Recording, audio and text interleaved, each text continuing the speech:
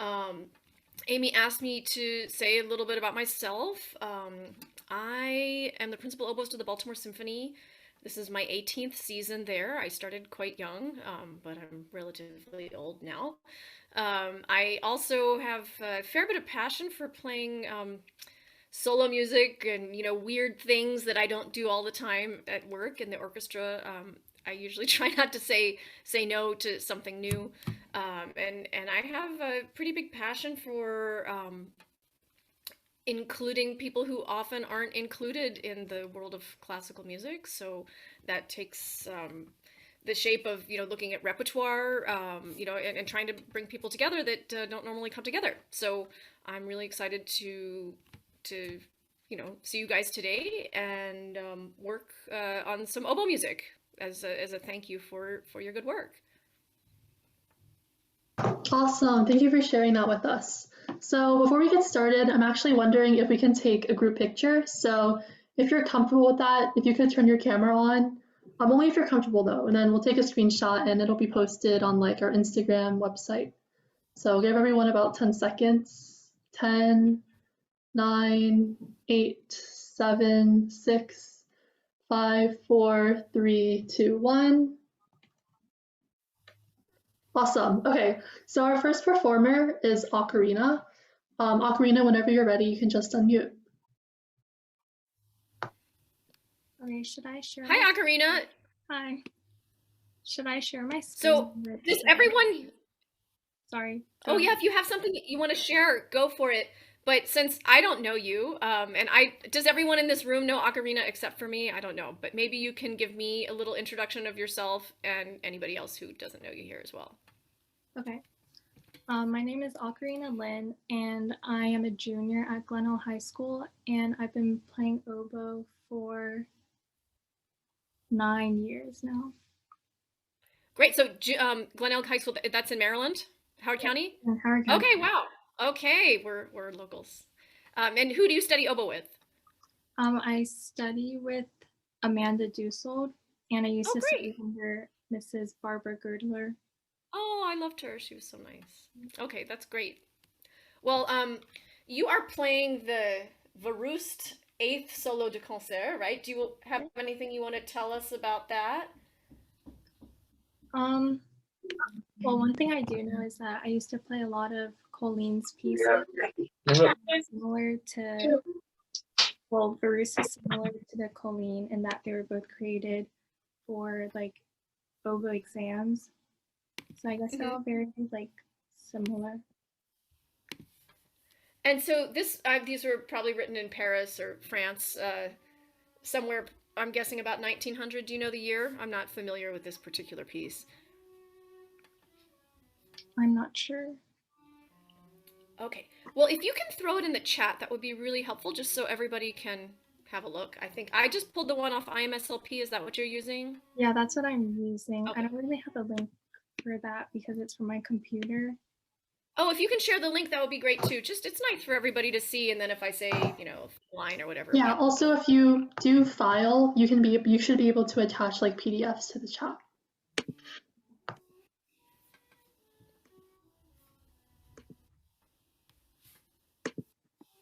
So how long does this one take to play through, Ocarina? The whole thing takes about 10 minutes, and the first one is shorter, so it takes about like 3 minutes. I'm sorry, the first one, you're doing the 8th one, right? Yeah, there's like 2 sections, so the Andante takes about 3 minutes. Okay, well, why don't you do the Andante, the full Andante, and some of, I'd love to hear the whole thing, but I'll stop you maybe. How about that? But just go and do it like a performance, and we'll enjoy it.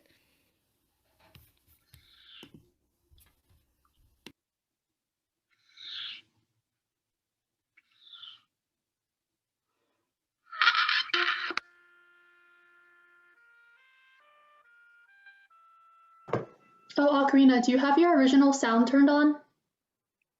No. Was there? Yeah, just make sure you click that. Okay. This is like the bane of Zoom. Yeah, you had to press that, or sometimes it does this like horrible diminuendo on everything, and we can barely hear you. But I bet it's gonna be good now.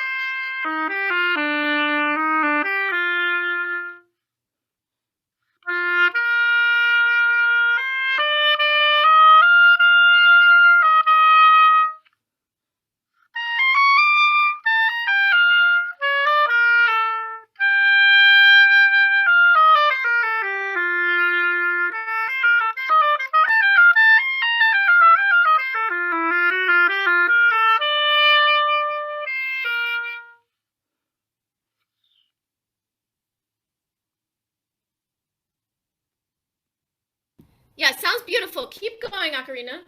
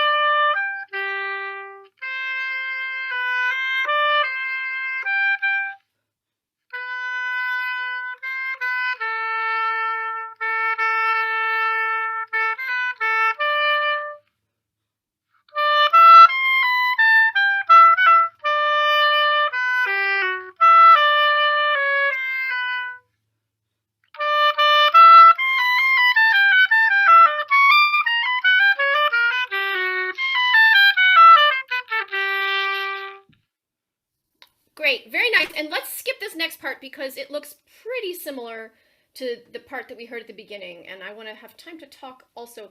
Can you play like the last 5 lines of this from the piano on the A? The piano. Yeah, it's 5 lines from the end. It's like the 3rd bar. Okay.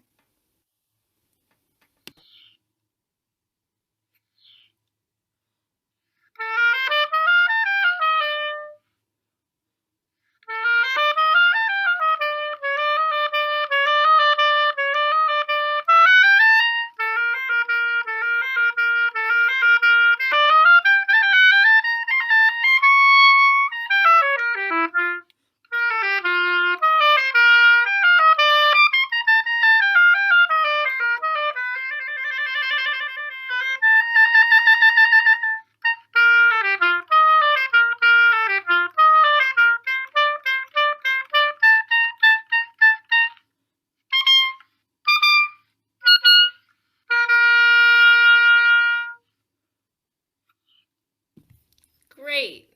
Fantastic. Thank you, Ocarina. It sounded really great. You're making a really nice sound even over the internet, and I know the oboe is not a super friendly instrument for microphones and computers, but the sound that I'm getting where I am is actually very, very nice. So I'm sure that means it's extra nice in person where you are. Also, you're playing with very fine intonation. The notes relate to each other very well, and the pitch level is good. This is a really tricky thing, and I know if I'm guessing most of your colleagues here are also teaching some people your age or younger when you're working for the Do Re Mi project, and you'll probably hear very frequently that people play the oboe really, really sharp in general. So it's really nice. I love the sound of the oboe where it belongs. All instruments, but the oboe sounds so much better the lower we go. And of course, unfortunately, we can't go too low because no one will want to play with us if we do that. But I feel like yours was really right in the sweet spot. So that's fantastic. I want to talk a little bit about this piece of music. I just looked it up while you're playing. So he wrote like 12 of these from 1858 to 1864. So this is a period of time we actually don't have a lot of repertoire for the oboe, certainly by the more famous composers of that time. But we have this sort of stuff. And if you're going to play this piece, I feel like you have to embrace the character of it 150%, because this music can sound a little bit cheesy. Do you know what I mean? And so either you have to kind of apologize for the cheesiness, or you have to really just go for it 100% more. So that's what I would suggest. I feel like you're a little bit apologetic for the character of the music, or you're not fully aware of the character that you're trying to create. So that's what I want to basically work on in both the fast and the slow sections. There's only one technical issue, because in general you really have you're doing a great job playing what I'm looking at on the page. It's all there, the rhythms and the notes. But frequently you don't play the printed articulations. And in music from this time, I would be pretty careful about that. And it's one thing if you think there's a misprint, that happens. So just correct it in the part. But more often than not, you slur into the end, like the last note of a phrase that's articulated in my part. Do you know what I'm talking about? Yeah. So for example, coming into the allegretto, that B flat should be tongued. Many of these phrases, even in the second line, I think the third bar, that F should be tongued. That sort of stuff. And then you really do it, I noticed it when you were playing down low. For example, on the second page, after the dolce, you have the dolce part with the double bar. The second line of that, in G major, there's a low D, 2 bars before the end of that line. And so you slurred into that, and that's something you had established, with this sort of reorganization of the articulation. But for me, I feel like you play well enough that you don't need that cop out. Yes, I know it's hard to attack a low D at the end of a phrase with a diminuendo, but it's not that hard, and I think you can do it, especially if you make yourself do it. So I would not, as the generations progress, the technical achievement becomes higher and higher. And I have no doubt that, your generation is going to have no trouble articulating low notes, right? It's just not going to be a thing, like it was in mine, and even worse in the one before. So just try to do it. And if it doesn't happen, then you take the oboe out of your mouth and you try it again, and you see what you have to do to make it work. But just try that for me. The second line of the dolce.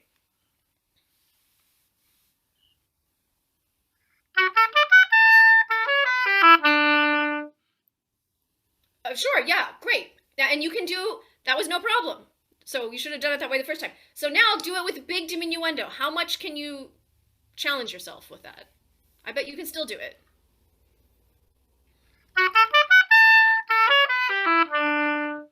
Right. So it's no problem for you, Ocarina. So embrace it. Like, I don't even have to work on it with you. Okay, you have it. So don't cheat yourself by putting slurs in places that they shouldn't be. Okay, now let's go in the beginning and tell me what you are trying to convey to your audience of random oboe players around the world on the internet. The beginning is very musical, and it also has a lot of kind of grace note patterns, especially with the triplets. And then there's some turns in between. So, and it's just a very comprehensive musical person or like people. Okay, well that's a good description of what's happening. But how about you give me some adjectives about the character of the music that you're trying to convey? It kind of sounds somber and like reflective. Okay, good. Somber and reflective. I'm going to throw some sort of opposite words out there. And I think that if you were going for somber and reflective, you did a pretty good job of that, actually. I felt like it had a sort of cover on it. And I think that this is sort of show-off music, right? It's a solo for the concert, right? Concert solo. It's in B flat major. It's like B flat major is kind of one of the most extroverted keys that we have. It's in a major key. It's got all this.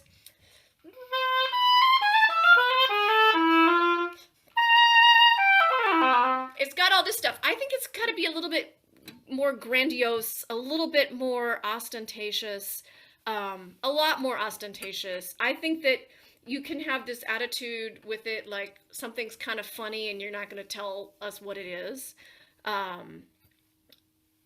Bold. I think something like that might grab the audience's attention a little bit more at the beginning. So just try that for me at the beginning.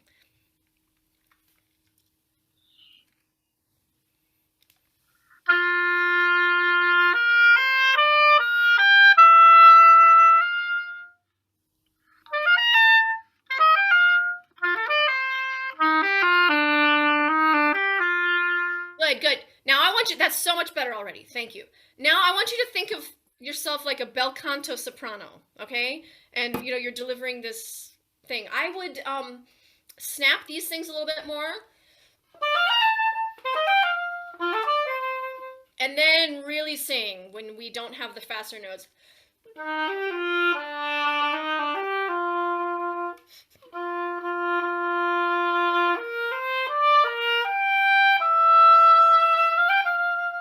I think it has to be a little bit more narrative, more of a story happening. Let's skip, because I know we're short on time. Let's skip to the allegretto. The same idea with these grace notes. I would snap them more, and I would find humor in this. Because this one kind of, it's very repetitive, and if it's not delivered with sort of like technicolor excitement, the audience often gets bored, because we live in a time when people are really into like immediate gratification. So you have to give them immediate oboe gratification. So really a lot of style.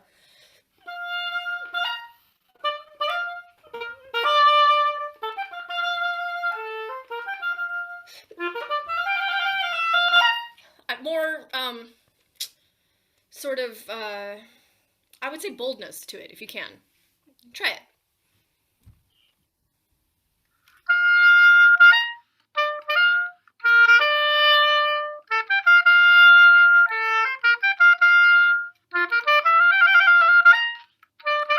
Good. Very good. You can do even more snap with the grace notes going into those quarter notes. And look at those funny accents. Play them for me. They're weird. Embrace it.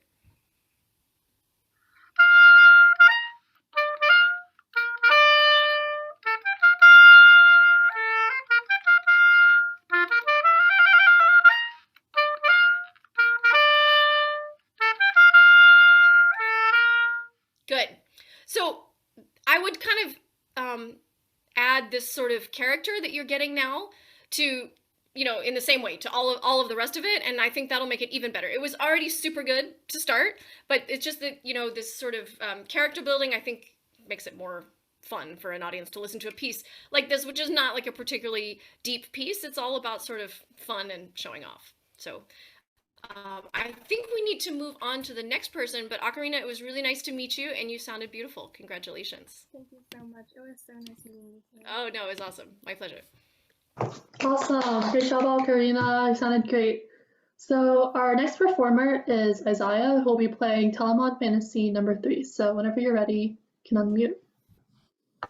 Hi, Hi, Izaiah. How are you? I'm good. How are you? I'm good. So I know Izaiah, but I don't. Does everybody else know Izaiah? And if not, Izaiah, can you introduce yourself? Yeah, my name is Izaiah Cheeran. I'm in ninth grade, and I'm from Apple Valley, Minnesota, and I've been playing the oboe for about 5 years now. Okay, let's hear the Telemann.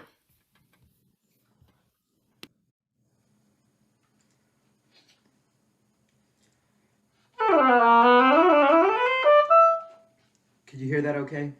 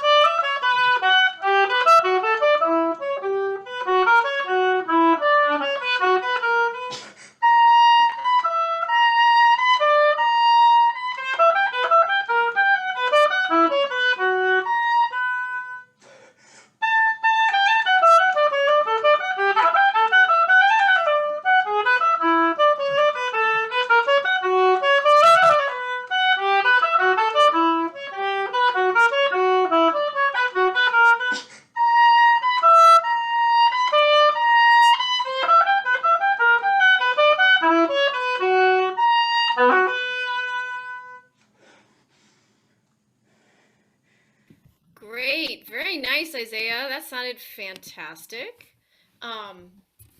So this is really great playing already. I'll just talk about maybe a couple stylistic questions and not really give you any answers. But my favorite part of this entire performance was the second half of the allegro here, where you did this.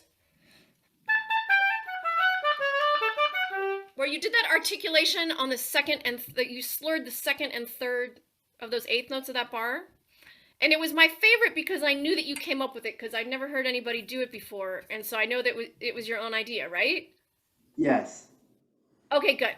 So that was my favorite part. Now, the next thing I want to say to you is everything is really well done. And, you have the whole rest of your life in front of you. So don't copy anybody yet. Okay? Come up with your own way. Don't listen to too many recordings of this. Don't rip off, ornaments from somebody's recording. Do them because you want to do them. Don't do them because you heard somebody else do it and you're like, oh, that's cool. Let me do it now. You're past that. Okay? Now, when you played the allegro at the end, it had a really, really nice character to it. And it was unique. Like I knew that you were making it and you had in your mind what sound you wanted there. So I really liked that. There were a couple little technical bobbles. Maybe it's new for you. Also, the endurance of this one of all of these is sort of deceptively difficult. And as we become more tired and we're trying to hide it from our audience, like things can happen. I don't know if, because the rest of it was so technically clean and this was a little bit less. Were you feeling tired? You didn't appear to be tired, but. Yeah, I was feeling a bit tired, especially the second time through, like in the repeat. Yeah, this can be so brutal that way. And also, it probably feels worse because you're doing it for other people, right? Than it did when you play by yourself. So this is a great experience. And I encourage all of you, when you have something like this to play, especially on the oboe. Is everybody here an oboe player or not? I don't even know. Okay. Well, if you happen to play a sort of high endurance problem instrument like the oboe, it's really good to play anything that might cause you an endurance difficulty in front of somebody before you take it to public. So if it's in a master class like that, that's great. But this is already a pretty high stress situation for some people. So you may have some friend that doesn't even know anything about the oboe, but is your friend for some other reason. Like that's maybe a good place to start for some people, for me at least, just to get it out there and see what a small amount of adrenaline will do to the endurance. And I'm not just talking about the endurance of the face and the air, I'm talking about the brain, right? There's a fair bit of sort of mental fortitude that we need to make it through these difficult things. When you have to play without a piano, it becomes exponentially more difficult, especially as time progresses. So, like you kind of have to practice backwards. I would start at the end and really feel more comfortable with anything technical at the end of a piece like this than the beginning, because you'll probably be all right at the beginning. But for me, that's where things start to fall apart. If as our oxygen levels go down, right, because we're playing the oboe and we're breathing in and not getting enough air out and all this stuff, our carbon dioxide levels rise temporarily, and that makes us like not as smart as we were 5 minutes before. It makes you like, very sadly, not you, it makes me, it makes everyone dramatically dumber temporarily. So like I will find myself making really mistakes that I wouldn't make in my own house when you add some adrenaline and air difficulties. So just practice that stuff from the end, and I think you have a lot of great ideas here. Just make sure that they're going to come out always at the under the duress of the situation. So then the next things I wanted to ask you about are the tempo of the largo. Where did you get that from? I kind of just practiced it in time, and then I practiced it with a metronome, and then slowly went off of it, and then I listened to different recordings and things like that. So it's a combination of all of it. Okay, so for me, this was like maybe the least effective part of your performance, because I didn't feel the rhythm, and it was accurate. Like I was counting along, it was super accurate, but I didn't feel the rhythm. Like I didn't feel this is a downbeat, this is an offbeat, you know. I was actually feeling it in 16th notes. It was very accurate, like if I were to count 16th notes out. But I feel like it's too slow when I'm counting in 16ths. And you might think, I might think we're doing something great, like we're playing so slow it's in 16th notes or it's in 32nd notes, but that actually feels faster to an audience. The bigger beat that they feel often in Baroque music, the more flexibility there is in terms of time in between. And also, you know, if I'm feeling quaternary note equals 30, that's a very slow feeling in my body, right? I feel slow, I feel largo. But if I'm feeling, you know, 16th note equals 120, which is exactly the same, right? I don't feel that as slow. So make sure that you have the emphasis kind of in the right place. I wouldn't put a big emphasis on these F sharps and E's, right, at the very beginning, because they're, you know, you can really play whatever tempo you want, but I think we want.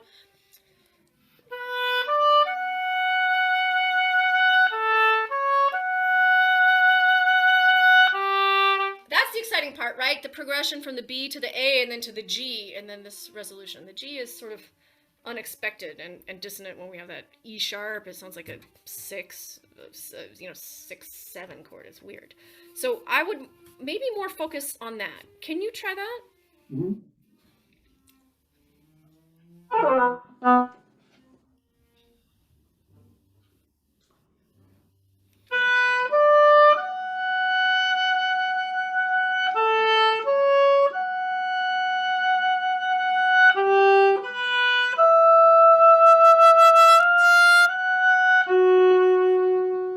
Yeah, I like that better. Now, feel it in 2, the whole bar in 2. I don't care your tempo. Okay, and you don't have to accent the downbeat. It's just, but this is better. They're not all totally even. See if you can feel it in 2, and let's talk about how different that is than what just happened.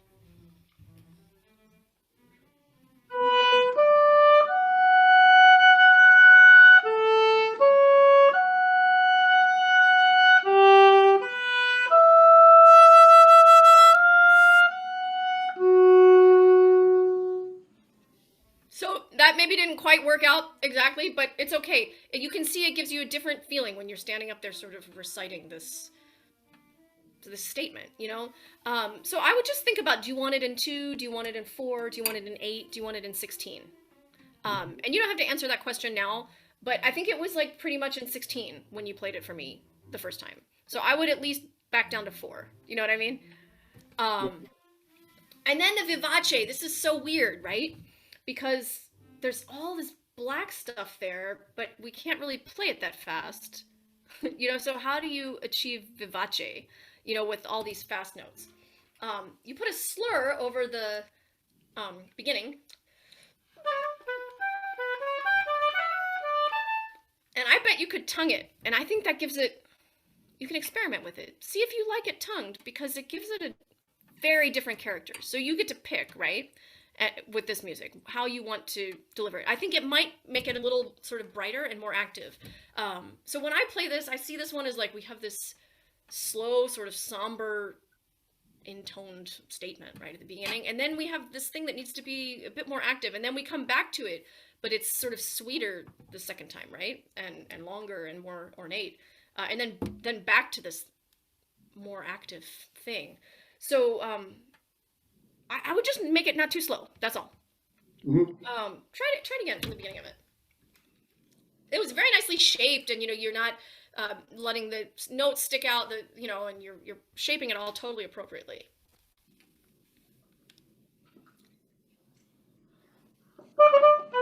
So okay.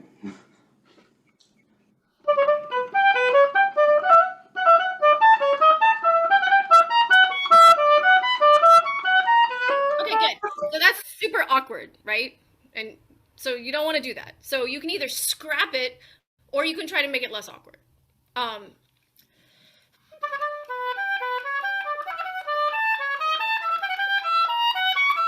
So you can focus on the longer thing. Whatever you do with the slur,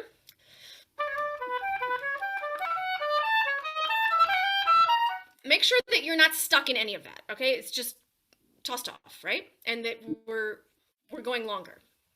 Try it again.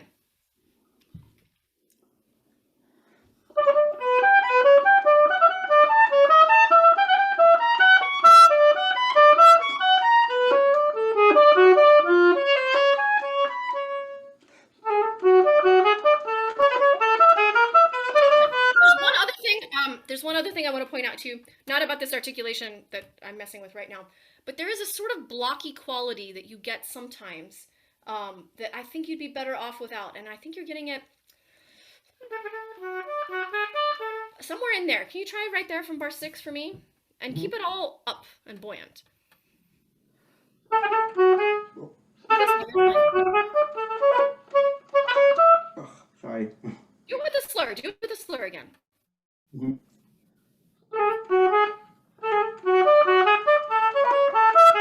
Yeah, it's the G sharp. It's the end of the G sharp. Do it again and listen to the end of the G sharp. The G sharp in the second beat. You hear it? You hear it? You cut it with the tongue. You give it a very square end. Do you want to do that? I don't think I was doing it on purpose. Yeah, I But- think that if anything, it should be less than the note before. Those should all go away. So, not too harsh, the endings of those notes. Try it again. Oh,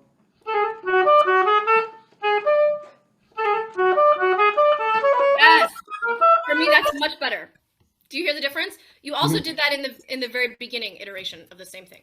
So, Izaiah, this was beautiful. We have to go on to the next person, but this was a great performance, and just keep practicing the end and delivering it. So much of the difficulty of this instrument is delivering under pressure the ends of things. But it's really well conceived, and it's going to be great. thank you. Nice to see you. Nice. Yay, great job, Izaiah.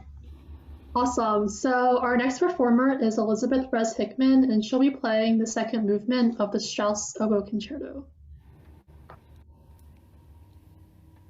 Hi, Miss Needleman. Hi, how are It's you so doing? great to see you again. I'm good. Thank you. So can you introduce everybody? Now you go by Ellie, right? Yeah, Ellie.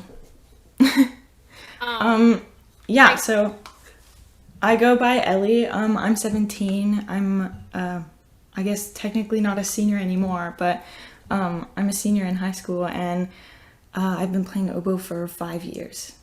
Oh, great. Are you going to college next year? Yeah. Oh, great. Where are you going? Yay, college. I'm going to Peabody Institute on a full ride with Nicholas Stovall. Oh, great. Excellent. Yeah. Would you like me to start from the beginning or Sure. from 26? You have the second movement of the Strauss Concerto. How about we play the Oh. introduction and the cadenza? Is that not what you have? Okay. Yeah, and I can also send the score in the chat as well. Okay, great.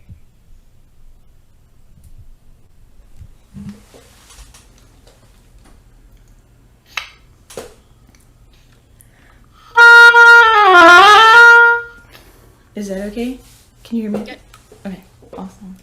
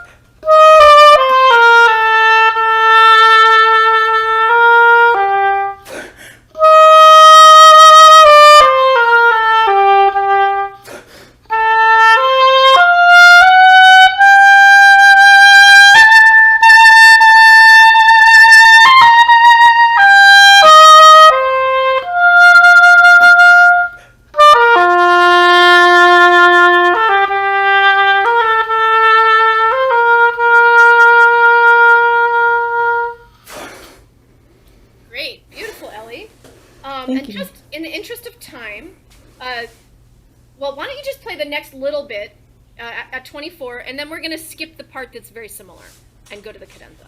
Okay.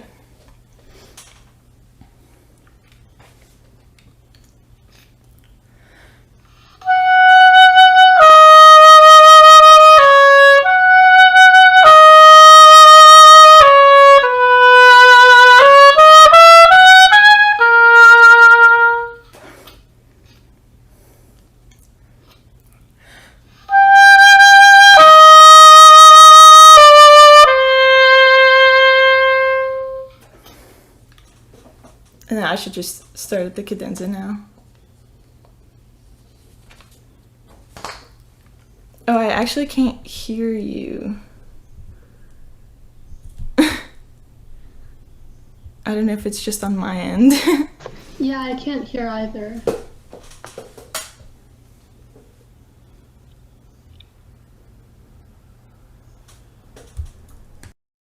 Can you hear me now? Yeah. So if you want, I can leave for a second, but this does occasionally happen on Zoom. But you know what, if you can, I wanted to hear you go from 30, so why don't you just unmute from 30 and play through the cadenza, and then if you still can't hear me, I'll just run out and come right back. Okay? Okay, sounds good.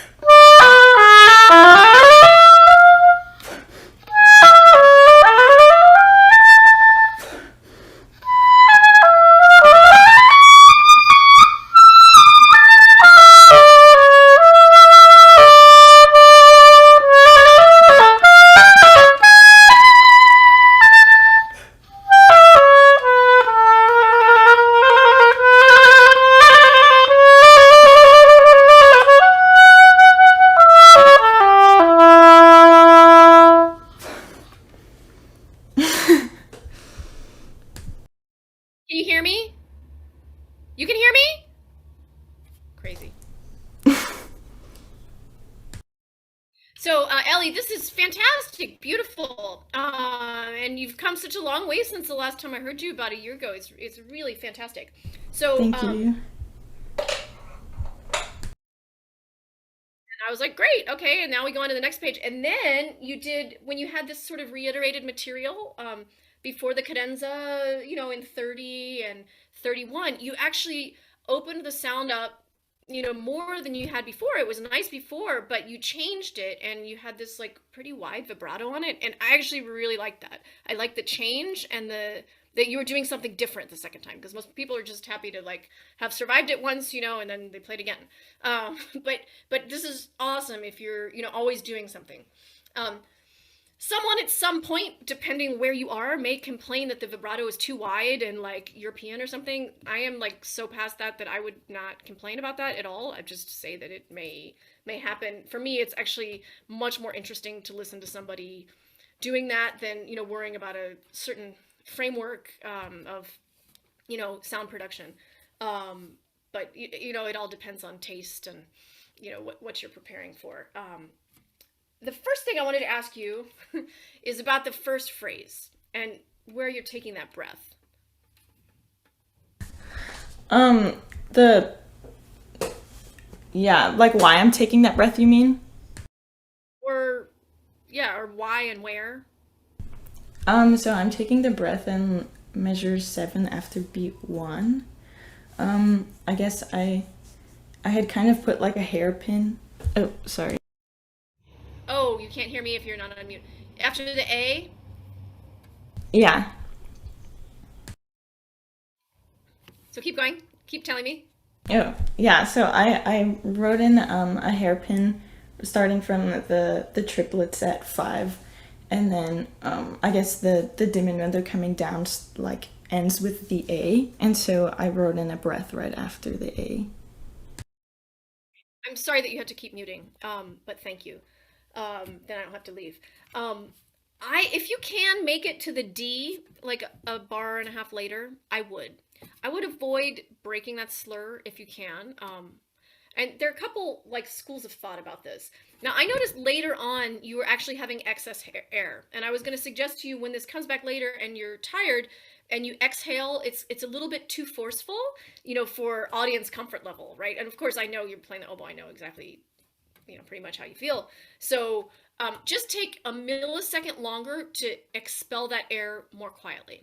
But what that tells me, the fact that you have excess air, is that you can definitely make it to that D, and you can probably even make it to that F, don't you think?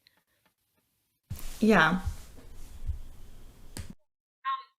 It didn't come across as natural to me, the way that you broke that A. And I think if you make it to the D, it's okay. Now, I'm going to be perfectly honest with you, and like most oboe players play that phrase, a lot of them, at least the big famous men do it, and they have no trouble playing that phrase in one breath. It lasts about 30 seconds. I can't play 30 seconds in one breath. Personally, I can't do it. So, and my lungs are half the size of a man that is 6 feet tall. So, like, I either breathe or I circular breathe. I'm not going to make it in one breath. I would probably fall over on the stage if I did that. So, I choose not to do that.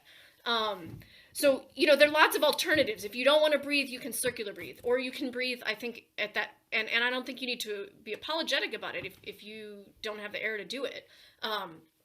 But I think you may actually have the air, given what I heard earlier. Yeah. Do you have the air? Maybe, but also, so if I were to circular breathe there, let's say I think I took the breath mostly because I had it as an optional breath in case I got nervous and like needed to take a breath. But I was wondering, like, if I were to circular breathe there, where would you recommend like doing that? Because I know it would interrupt the vibrato and stuff. Probably not. I don't know that it would interrupt the vibrato much. But I would do it between two notes, and that's a question that I can't exactly answer for you. I can answer for me, and based upon my reads and where I am, it's probably earlier than what you would want. I might do it between the F and the B flat in bar, the fourth bar that you play, or between the A and the C in the middle of the next bar, where you were taking the breath. I might do it there. And then, to be honest, if I have a little bit extra that I don't feel awesome about, I'm going to let it out in one of those sets of 30-second notes before 22. Right in here, so that I have an exhale and then I have a really good inhalation. So whatever happens, I might go.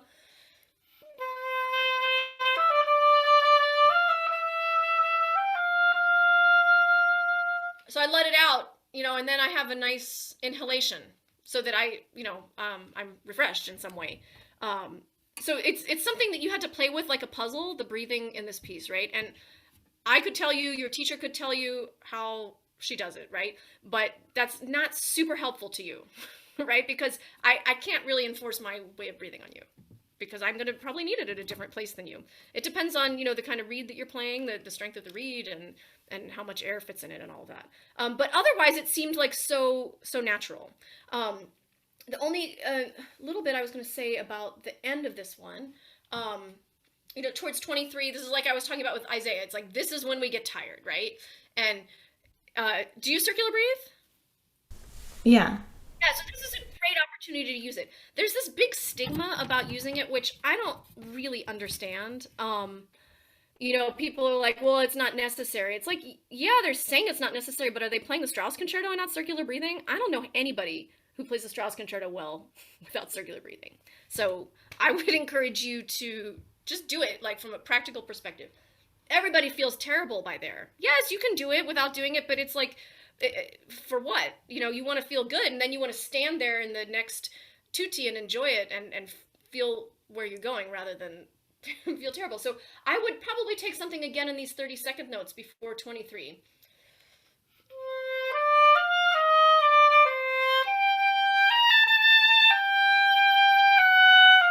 Or maybe between the G flat and the F, depending where I am. If I start there, I don't necessarily need it. But so that you can finish nicely. Can you just finish nicely for me? Play from 23 for 2. You gotta make that low G nice. Finish it full. Yeah, you can breathe, but make sure that it's full and nice. Okay. So should I start at the same place that you did at like measure 2 before?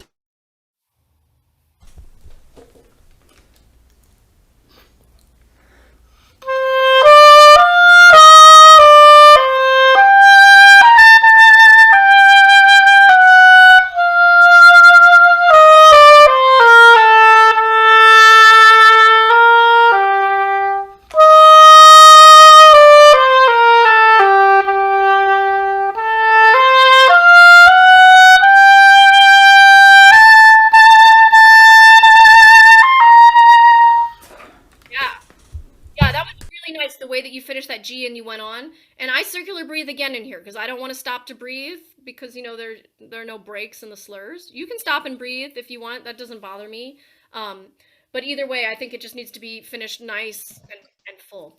You did really nice things in this etwas bewegter coming up. I feel like coming into 25 you can be a little more forthright and strong, because we have C minor there. And we don't like the C, but can you try it? Coming nicely from the D into the C, and the C being the strongest note? Yeah.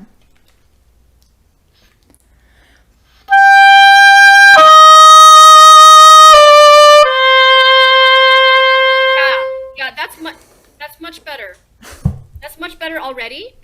And, if you can make it a little smoother between the D and the C, and of course it's difficult when you're really, going full volume, but I think that's much nicer. And so I already told you what I really liked about what I heard coming up here. And the cadenza was really colorfully done, really nice. If you can get these fast notes a little cleaner, I think that's ideal. And the most important of all of that for me is this like scream. And I think you can do more of that after we achieve the high F, it's just a chromatic scale after.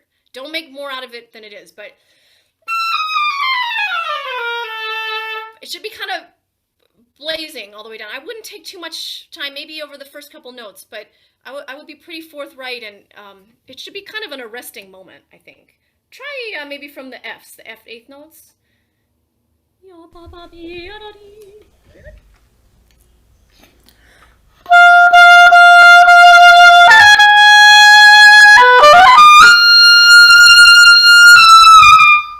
Sorry. Up the high E and make sure this is clean.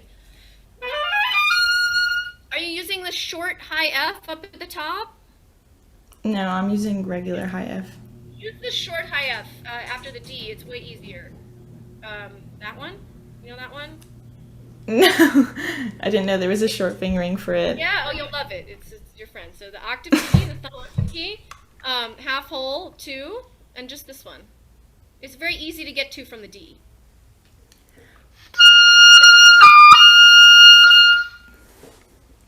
Okay.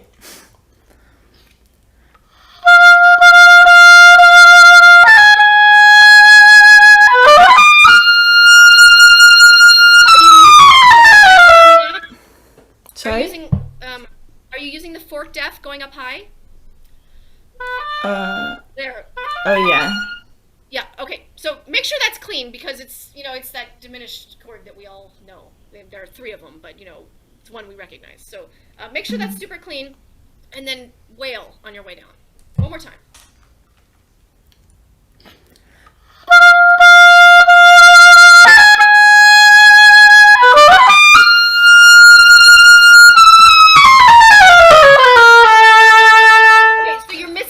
You're missing some notes. Yeah. So just work on it, and once you realize it's just a chromatic scale, it won't be hard. People make this harder than it needs to be, this one. Play for me one last time those trills, the last line of the cadenza.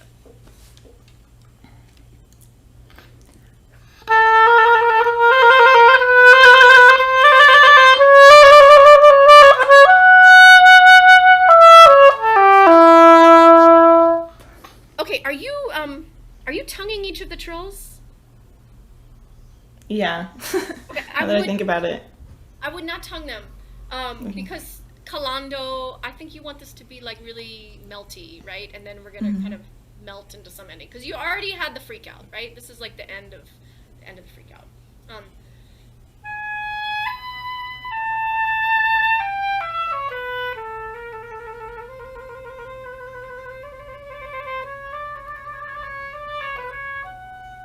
So I actually do something a little unusual that I wouldn't normally do on trills in this one, but I try to blend them because I want it to be sort of oily. And I'll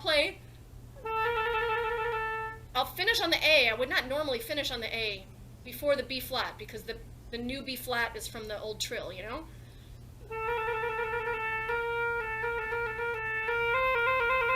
And then I finish on the C because that's part of the new trill, And I finish on the C again. I finish on the D.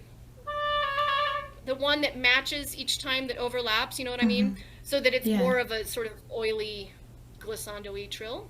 It's a really cool effect if you can make it happen. So it's not, a bunch of trills. But this sounds great. And have you played the first movement? I'm sure you have if you're here. A little bit, but I'm actually working on it backwards. So I've worked on the third movement and I'm doing the second movement now. Okay, great. So this is the big endurance challenge right here, this page, from that high F and that scream, and you have to be able to deliver on that one. Sometimes it's a little tricky after playing the first movement, but I always feel like in this piece, once you make it through that, you're golden. And I would definitely encourage you, if you circular breathe already, to employ the technique to make yourself comfortable in this piece. And have volume. This is a very difficult piece because you have to have endurance and you have to have real power at the same time. So you can't, in my experience, play a light little reed and play this piece with an orchestra because it's actually quite thickly orchestrated a lot of the time. Anyway, it was great to hear you. I know we're past time. I'm sorry about that. But if anybody had a question or two before we go, I'm totally cool with that, or we can say goodbye. Good night. Awesome job, Eli. You sounded really good. So yeah, we do have a bit of time for a short Q&A here. So if anyone has any questions, you can either unmute or you can put it in the chat.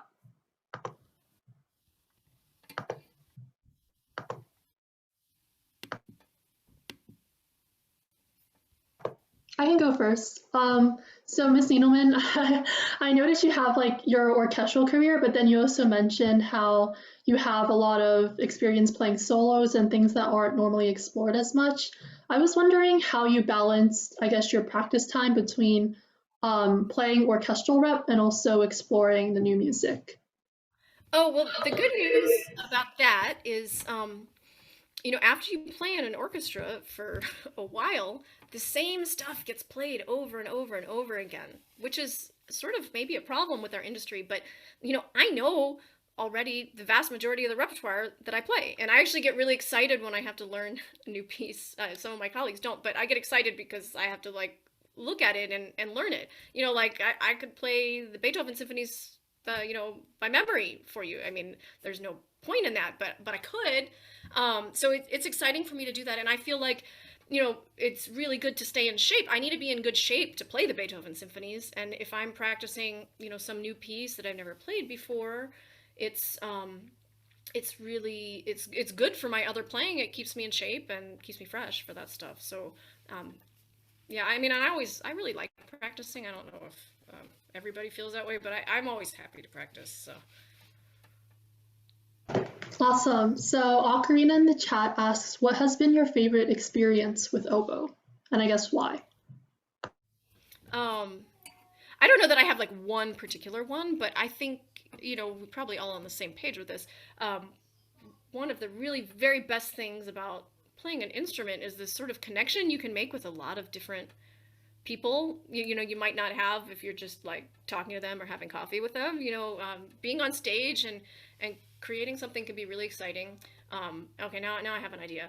I guess maybe my favorite experiences are actually playing new music for the first time, that's being heard ever. I played a couple years ago. I played a new oboe concerto by Kevin Putz, and it was like kind of like having a baby with this guy. He's like definitely not a guy I'm having a baby with, but it was kind of like that. It was like we delivered this new thing into the world, and it was really exciting. So that might be my favorite experience. Thank you for sharing that with us. So, our next question from Eli is, how do you balance your time between practicing and making reeds? Practicing takes priority by a lot. And I'm unusual in this, but maybe. I think practicing is far more important because practicing is something that you always have with you. You can always benefit from it. I would rather know how to play a bad reed than spend time making good or bad reeds, right? If you have the skill to play a little bit, if you have a skill to play like a mediocre to bad reed, then you're golden, really. So I don't spend as much time as a lot of people on the reeds. I just make them and play. Isaiah says, could you talk about your musical journey, where you started, who you studied with, when you auditioned, etc.? I started the oboe when I was 10 in school band. I didn't like it very much, and it sat under my bed for a while. And then a couple years after that, I had a band director who had me play a Handel sonata while she accompanied me on this little upright piano. And I was kind of like smacked in the face. I was like, wow, this is awesome, in 7th grade. And so she got me a teacher, and I started to practice the oboe then. And I had a local music teacher who's still in Maryland. You all may know Mindy Niles. I don't know if any oboe players ever run into her. And I studied with her for a little bit, and then I studied with the principal oboist of the National Symphony, Rudy Verbsky, and principal oboist of the Baltimore Symphony, Joe Turner. And I studied with them until I went to Curtis, where I studied with another man, Richard Woodhams, and I went there for 4 years, and then I sort of embarked on a freelance career, which had its definite ups and downs. And I was never particularly good at auditions, but I did win a few. And I got a job in the Richmond Symphony a couple years after freelancing, and then I got a job in the Baltimore Symphony after that. And I really don't personally like this audition circuit. I think it's sort of anti-music and anti-musical, but the great news is the whole world is changing. And so the sort of things that were important, for oboe auditions 10 years ago may not be super important, in 5 or 10 years. Again, I think that the pendulum is really swinging, and orchestras and musical presenters are looking for more creativity, more flexibility, when certainly a lot of American orchestral training had been sort of the opposite of that for a while. Oh, I don't know if you remember, but I reached out to you earlier this year for a presentation I was doing for band class. My question is, how do you overcome rejection and bounce back from it? Rejection is so prevalent, and it may seem to you like nobody else is getting rejected, but everybody gets rejected. And if, I mean, at this point, it's just like, well, whatever. Just try not to think about it. Think about your purpose, right? What you're doing and where you're going. And I would just expect rejection. If you don't get rejection, be happy, and go with it, and flaunt it a little bit, but you'll get rejected down the road. If you got something good today, you'll get rejected next week or next month. So just come to expect it as a part of life, and think about what you're trying to share with music. That's all. Awesome. Any other questions before we wrap up? I have one last question. I get to ask it in. So if you had any advice to give to your younger self, if you could, what advice would you give? I would say to play for yourself. I spent a lot of my young life and not so young life and career trying to please other people with my oboe playing. And once you let go of that, it's really awesome. So, I know you have to win auditions and get into schools and stuff like that. So you're definitely concerned about, maybe pleasing some people. But usually if you're pleasing yourself, you will probably please somebody. So I would advise myself to not worry what other people are thinking and just play for my own personal satisfaction. That's a great answer. Thank you so much. And yeah, I guess this is a good time to wrap up now, but thank you so much, Ms. Needleman, for volunteering your time today. And thank you so much, Ocarina, Izaiah, and Ellie for performing today. But yeah, have a good rest of your day, everyone. Yeah, you guys all sounded great, and good luck to you all. Thank you for your work and your volunteer work and helping bring music into our community. Thanks, Amy, for having me. Yeah, bye guys. Thank you for coming. Bye. Bye. Thank you.